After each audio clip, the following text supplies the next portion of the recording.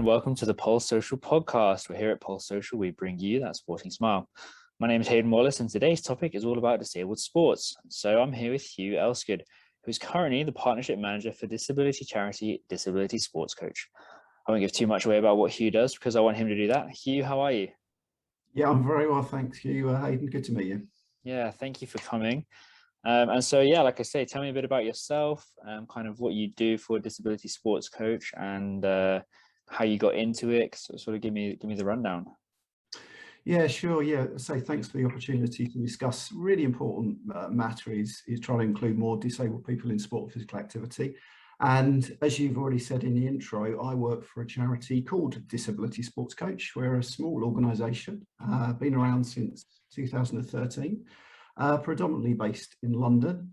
And our remit is essentially trying to get as many disabled people as we can active on a very regular basis and having a great time whilst they actually do that.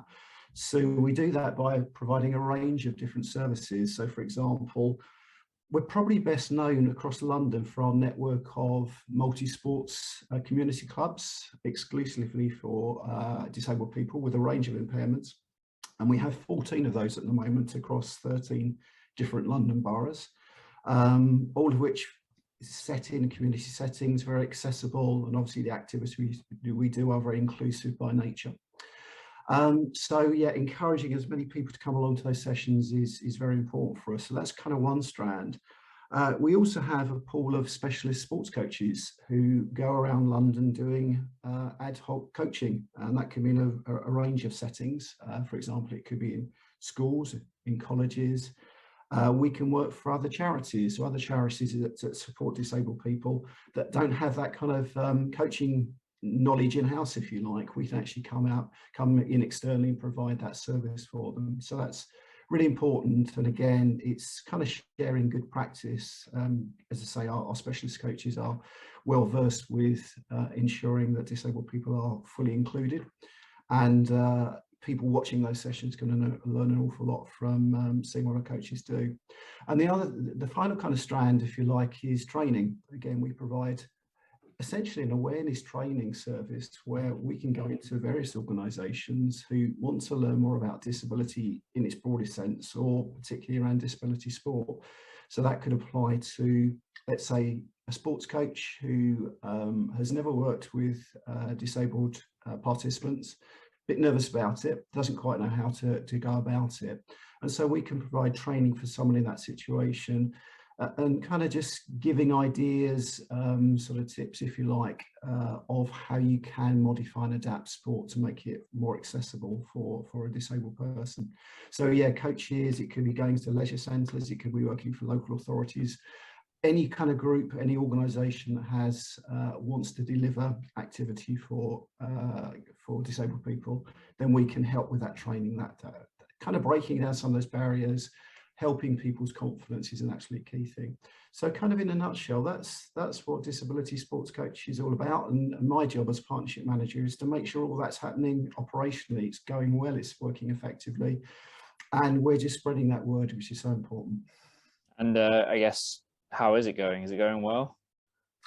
Yeah, a really good question. I mean, we, like so many other charities, were really hit by the pandemic. It meant that all those services I just talked about came to a grinding halt. And we had to just be incredibly patient and just sort of wait for a time when we could get going again. We are hugely indebted to an awful lot of funders, and I would particularly mention Sport England at this stage, but there are others as well, who saw us through some very difficult financial times, came in with a lot of emergency funding, and kind of just basically allowed us to survive and tick over until such time in the last, let's say, 3 or 4 months, we've been able to sort of get out and start doing activity again. But we also use that time to kind of be creative and sort of take stock of what we're doing as an organisation.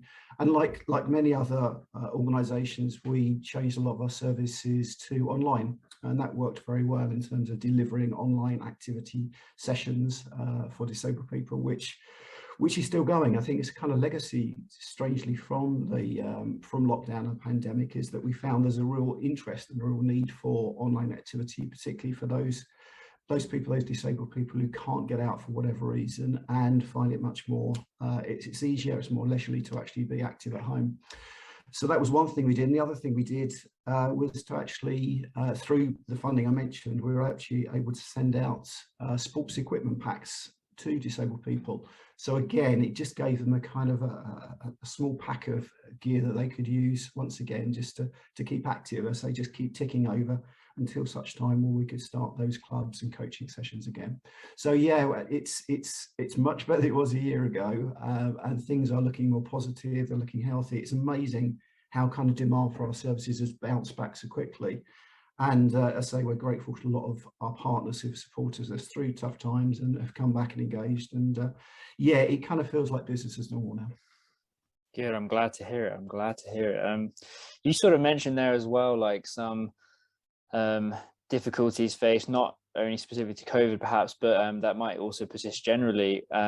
What are some of those like barriers and difficulties that particularly disabled people face when they're trying to get active?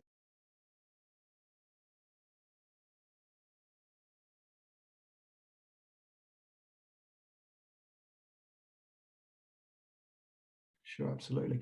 I think, first of all, most people would immediately kind of think of physical barriers. And you know, this is well documented, but it's worth repeating again, around physical access to buildings. Again, it seems crazy in this day and age, but you know, disabled people still have issues around actually physically getting into a building, lack of ramps, lack of lifts to all levels within a sports complex, let's say. So, but they're fundamental is things that, you know, designers, if you're building a new building, really have to include. And again, by law, you have to do that as well. So it's very important, but it can be very frustrating for a disabled person who has made that effort, gone to their leisure centre and finds there's just a physical block. And that's pretty much the end of their experience. And it's a very negative one. So you can't overlook those. Clearly, there are issues sometimes with transport to particular facilities. You know, a lot of disabled people, because of their impairment, don't drive and are dependent on public transport, bus or train, and then they find that their sports centre is 2-3 miles from the nearest bus stop, and those kind of things can really rack up and be very frustrating and be one of those barriers. I kind of think, having said that, they're really important, those kind of things, and probably the other thing which is really important to me is that disabled people don't necessarily think there are things for them to do, an activity that's relevant for their particular needs, and or their needs can be fully kind of catered for and accommodated within a sports session. And again, sometimes that might be a perception or a misperception. Maybe there's something there, but they're not quite sure. And again, curiously enough, I think we also hear a lot of disabled people say they lack information. They find it very, very hard to gain information on things that are relevant for them, or they really want to do. And I think it's kind of a little bit counterintuitive in that so many opportunities, sports opportunities, are promoted through something like, you know, social media these days. It's very easy to put posts on of activities and stuff. But we know through research and other partners' research that still a lot of disabled people don't access the internet as frequently as a non-disabled person. So whilst we think we're doing the right thing, putting loads of stuff on social media, a lot of disabled people, for various reasons, whether it's cost, just access to IT equipment, say, I don't read that, I don't pick that up. What about your posters and flyers, all those traditional methods of communication, which are still incredibly important. So kind of making sure those lines of communication are relevant for disabled people as well is incredibly important. I think that's hugely interesting, and something that I read as well. I think was some research done by Activity Alliance that suggested that the only form of communication that was maintained or increased during lockdown and everything was social media, and the other forms, maybe hearing about stuff through GPs or friends or family or anything like that, all went down. But I think that's really interesting that you mentioned that those traditional forms of communication are still really, really a big deal and really necessary. And yeah, if people don't know about it, they're not going to go, and they're not going to feel like there's anything out there for them. Okay.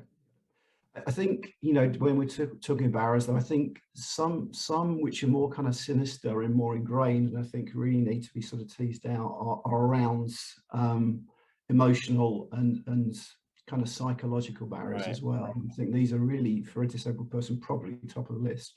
And it's around kind of the fear of being judged, the fear of, will my disability become more heightened or exposed if I'm trying to do something and I can't do it very well? Are people going to laugh at me? Are people going to kind of take me seriously?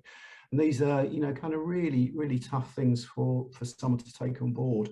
And, you know, for anyone, you know, going into a sports centre you haven't been into for maybe 10, 15, 20 years, what it may be, it's quite a daunting place. And you kind of expect that everyone else there is superhumanly fit and kind of just can do anything that they want. And it's not the case. And again, there are some misperceptions here, but it can be a genuine block. It can really stop someone with a disability joining in, having a go, because they're just worried about that sort of judgmental factor.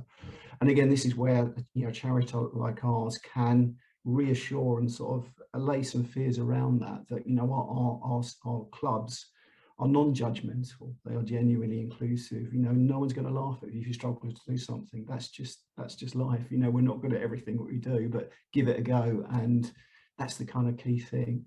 So yeah, being in a kind of comfortable setting, a setting that's going to not be discriminating or kind of just looking at you in a way that, you know, you wouldn't look at anyone else. So I think that's really, really important. And also, curiously enough, things like there's a sort of benefit trap issue here, or benefit kind of worry around. Many disabled people rely on benefits, financial sort of support, government support, because they may not work, for example. But there's that kind of fear that if they're seen to be being active, that benefit may be taken away. And so what do you do? People are saying, you've got to get more active, you've got to lead a more active lifestyle. And the other hand, you know, people are saying, well, if someone caught you actually going into aerobics class or playing some cricket, they might kind of say, well, is that person disabled? That's crazy. Do they really deserve it? And it's really is, I think, kind of recent stats showed up to, you know, best part of 50% of disabled people who were surveyed had this just genuine fear. And so they're caught in this kind of trap. And it's very difficult to break. But again, it's something that a disabled person has to sort of bear in mind, whereas their non-disabled peers just don't have that kind of worry in the first place. Yeah, that's remarkable. That's crazy that on top of everything they have to then worry about going out and being active. And you would hope that it would be different, but you're right. I think inclusion and creating an environment where everyone's accepted, I think that's so key and fundamental to that. And I guess that falls on everyone's shoulders, doesn't it? That's not necessarily just non-disabled people, disabled people, trainers, coaches. That's just generally in society something that needs to be constantly taught and educated on. Yeah, it is. And, you know, we're going to no doubt sort of come on to trying to find some solutions here. And the solutions, before we go into specifics, just do rest with society in general. And it's breaking down some of these sort of cultural kind of norms. It's awareness raising where we possibly can to make non-disabled people more aware of some of these kind of factors and how difficult and how tough it is. I think, yeah, some people might sit back and say, well, disabled people, they're not trying hard enough to get active. Well, no, that's not the case. They would love to, but these barriers do exist, and it's our responsibility collectively to try to find some of those solutions. It's not the disabled person's responsibility to break these down on their own. It shouldn't be a personal crusade or a battle to get active. There are going to be barriers there for sure, but we need to support them as local communities or at governmental level to actually find those solutions to those particular issues. How important is it for disabled people to be healthy and active? Just what difference does that make to them in their lives? I think it's more important simply because there, as a proportion of the population, more disabled people are less active than their non-disabled peers. So in itself, this kind of issue is heightened. A lot of disabled people, because they lead very sedentary lives and because they aren't active for some of the reasons you cited, are far more at risk of a whole range of long-term health conditions. So we're looking at things like obesity, type 2 diabetes, cardiac events, strokes, etc., etc. And so, yeah, these are potential medical conditions for anyone, but again, more heightened for someone with disability who may have been discouraged from being active from a very, very early age, who's been told when they're very young, sport physical activity isn't for you, you've got a visual impairment, you're a wheelchair user, you can't ever get involved. And so, you know, they're learned for, you know, people learn from a really young age, well, this isn't for me, therefore I have to accept I'm inactive, and that's it, and therefore I have to kind of just accept that I'm more at risk of a medical condition. And clearly that doesn't have to be the case. So there are a lot of medical reasons why disabled people are at risk of you know, sedentary lives make them more at risk of some of those things. But also, you've got to also consider kind of mental and emotional well-being as well around this. Around one of the advantages, again, of coming to sessions that we put on is that it's a great opportunity to integrate, to engage, to meet new people, to make friends, to feel as though you've got something to look forward to during the week. You know, looking forward to that particular session because your mates are going to be there. And you're going to learn, you're going to play a bit of sport, and that's great in itself. You enjoy your tennis or badminton, or wherever it might be. And you're going to learn something new. You're going to learn a technical skill, hopefully, on the way there. So from an emotional and psychological point of view, if you're not doing that, the dangers of feeling isolated, the feelings of kind of lacking sort of worth and self-esteem, they can really grow quite quickly. And again, we as a charity every year do have we have a kind of a social isolation campaign, which is around Christmas. So quite often, and for understandable reasons, holiday period, a lot of services close down over Christmas. So you know, if you're trying to, whoever you are trying to be active, it's sometimes quite difficult. Centres are closed, etc. But again, this becomes more heightened for someone who maybe is disabled, who lives on their own, and therefore we put a range of services on over that Christmas period, online and in person. So someone with a disability may not see people for 3 or 4 days, know that they can come along to our session, they've got 3 hours, they can kind of just burn off some calories, they can chat to some new people, and they can feel as though they're part of their community. They feel as though they've got something to look forward to. And again, it's not the main answer to all their other issues in their life, but we can contribute to helping them feel less isolated and just having a bit more sort of self-worth, which is really, really important. I'm sure that makes all the difference to them in their lives. I think it's also really important too, when we're talking about disabled people now, we're not just talking about people with physical disabilities, are we? We're talking about, like you mentioned, could be visual impairment, could, you know, the entire range of disabilities here.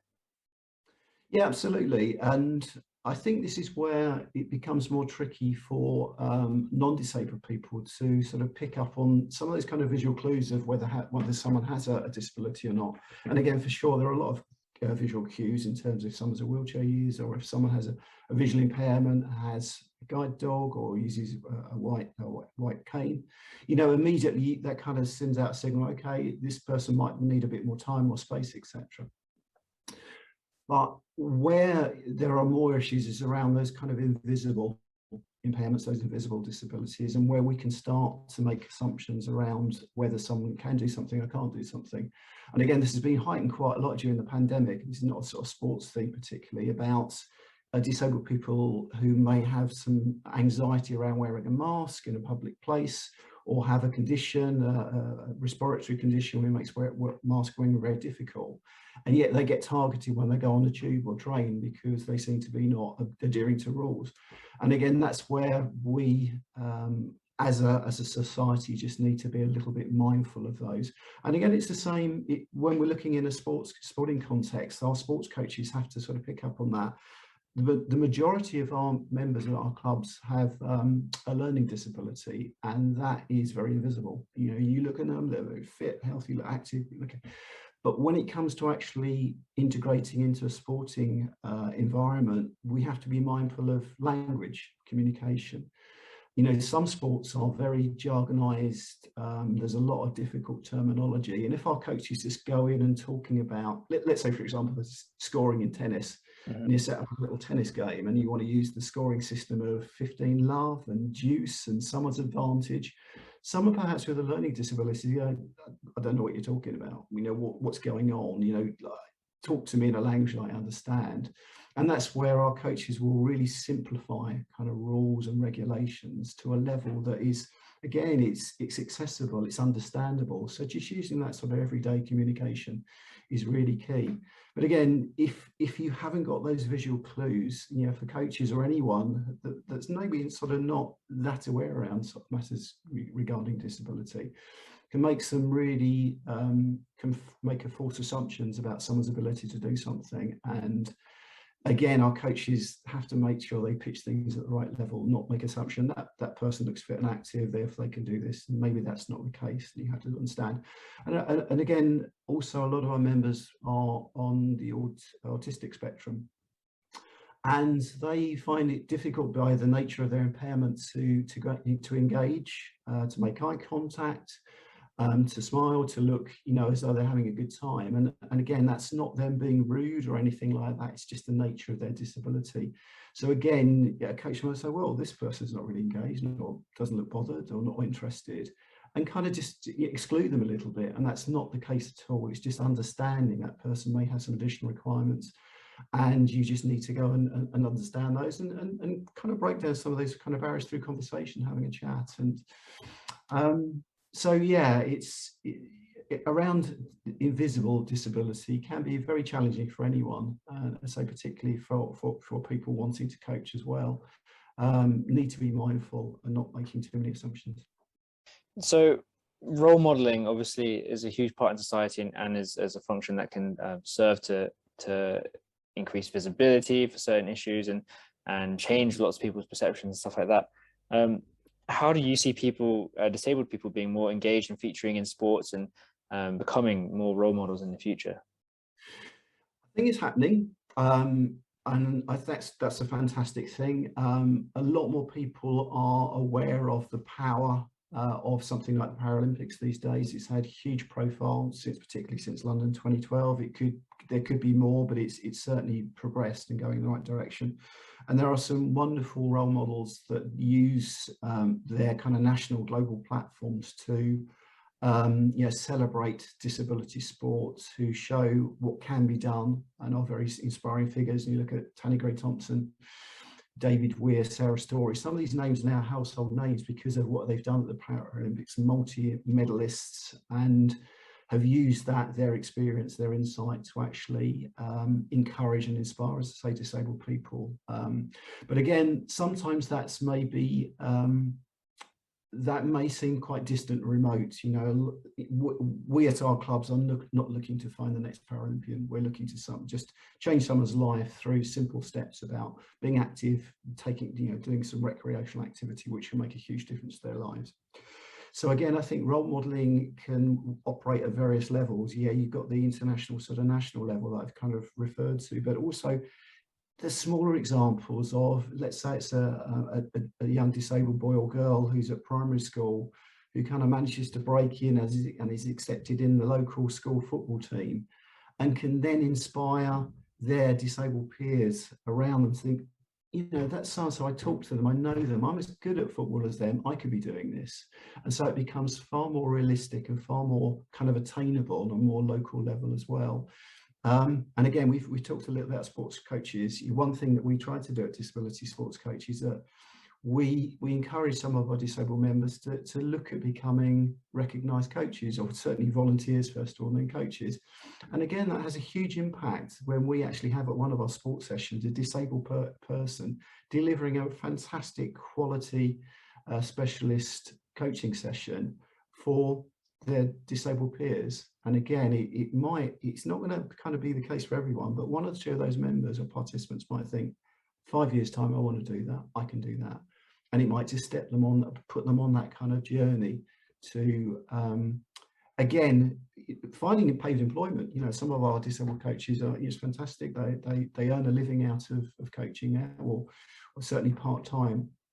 And again, that's hugely, we find that fantastic. You know, we've supported them on that journey, but they've kind of clearly done themselves. We've given the opportunity.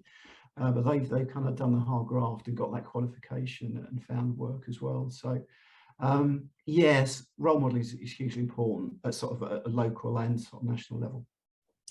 And going back to sort of your disabled members being coaches, would you say that's something they have to stick to? It's not disabled sports per se, right? They coach wherever and do, you know, whatever they please, right?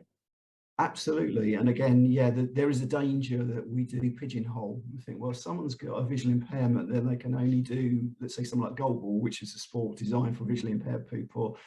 That might be the case. That might be their passion, their sport. And you would, of course, if that's all they want to coach, that's absolutely fine. But no, we're very much about making sure that disabled people coach what they want to coach and what their where their passion lies.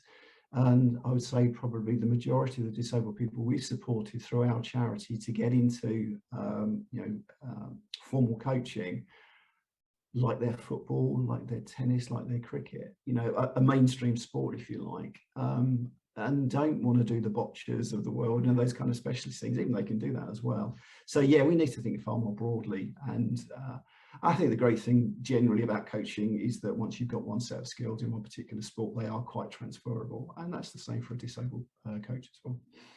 That's fascinating. I've seen recently the FA have released this past week or last week was a Football Your Way, and sort of their hopes to make disabled football much more popular, to increase participation.